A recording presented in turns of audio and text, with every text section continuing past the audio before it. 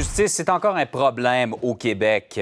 Vous avez de l'argent, vous avez les moyens de vous défendre. Vous n'avez pas d'argent, c'est pas mal plus compliqué. L'aide juridique n'est pas accessible à tout le monde. Il y a des problèmes présentement. Il y a un front commun qui s'organise au Québec parmi les avocats à l'initiative du Barreau du Québec. On va en parler avec Maître Denis Richard, président de l'Association des avocats du secteur jeunesse de Québec. Bonjour, Maître Richard. Bonjour, M. Guérin. C'est quoi le problème? D'abord, l'aide juridique, ça date de 1972. Il commence à avoir de la poussière un peu. Alors, effectivement, en 1972, on a décidé de mettre en place, finalement, un système d'aide juridique pour venir en aide aux plus vulnérables. Et ce système-là, malheureusement, n'a pas été véritablement réformé depuis. On a augmenté quelque peu la tarification, l'accessibilité, les seuils d'accessibilité, mais une véritable réforme du système n'a pas été faite. Alors, on doit comprendre qu'actuellement, en 72, on a décidé de faire un système à deux volets, c'est-à-dire les avocats permanents de l'aide juridique, qui sont à peu près 300 au Québec. Et qui sont débordés.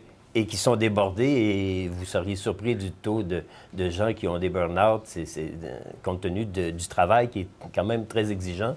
Et vous avez de l'autre côté des avocats de pratique privée qui acceptent les mandats d'aide juridique, qui sont en baisse constante.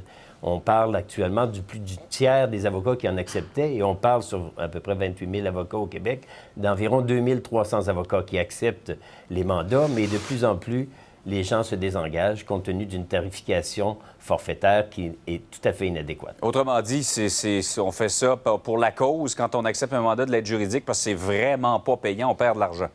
C'est effectivement pour la cause, mais à un moment donné, on ne peut pas financer, les avocats ne peuvent pas financer eux-mêmes l'accès à la justice pour les plus vulnérables. Et ce qu'on constate actuellement dans l'ensemble des régions, c'est pour ça qu'hier, le Front commun s'était organisé par le Barreau de Québec, mais vous aviez les bâtonniers de presque toutes les sections qui étaient présents, toutes les associations d'avocats également qui étaient présents pour dénoncer la situation qui, malheureusement, fait en sorte que présentement, l'accès à la justice au Québec, ce n'est plus une réalité. Dites-moi, qu'est-ce que vous demandez concrètement au gouvernement de faire comme geste? Hausser les tarifs qui sont consentis à ceux qui acceptent des mandats d'aide juridique? Bien, actuellement, en fait, ce qu'on demande, c'est une véritable réforme qui fait en sorte de sortir du tarif forfaitaire. Parce qu'actuellement, ce qu'on a, c'est un forfait qui fait en sorte que du début à la fin, vous avez un montant X. Sauf que chaque cause peut être fort différente.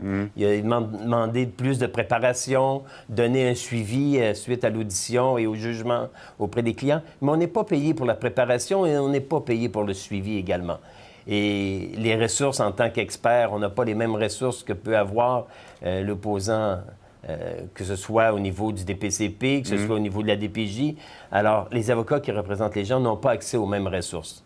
Alors, en espérant que votre appel va être entendu, parce qu'en bout de ligne, ce sont les justiciables, ce sont les citoyens qui en souffrent du fait que l'aide juridique n'a pas été mise à jour. Merci beaucoup d'être venu nous en parler ce matin. Merci. Bonne journée.